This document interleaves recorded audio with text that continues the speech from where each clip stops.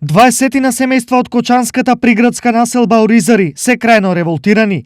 Велат дека наскоро погреби ќе им се вршат во дворовите и под прозорците.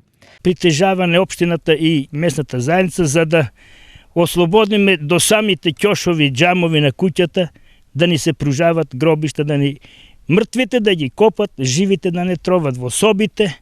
И ние тоа не дозволуваме, не сакаме тоа да ни се догаѓа више.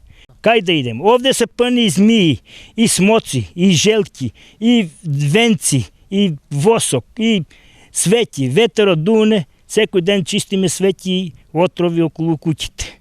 Они мене упозорија да го ја срушам и еве сруши го. Урбанистички плани и локација и сето тоа го имаме комплет, генерално, купено, платено. Дека покојните и гробиштата многу брзо ќе им бидат дворен декор, потврдуваат и подготовките. Децата не смеат да искочат. Беше дрвца посеяно, имаше печеја се дрвца, наредија да ги сечеме, кочини имаше загуде, пртнаваме кочините и сега децата ги страда да искочат нагоре да се прошетат малку. Плашат се, гробиштата ќе дојдат доле до куќата. Зашто са тие плацове доделувани, ја не знам тогај.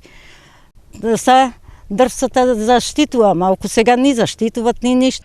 Случајот кој без сон ги остави сите овие семејства тргна од Оризари, стигна до локалната самоуправа на Кочани и оттаму ги најди адресите на повеќе министерства од кои бараат. Реагираме до општина Кочани, одговор никаков не добиеме и тоа написмено реагираме и електронски реагираме до Министерството за транспорт и врски, реагираме до Министерството за животна средина.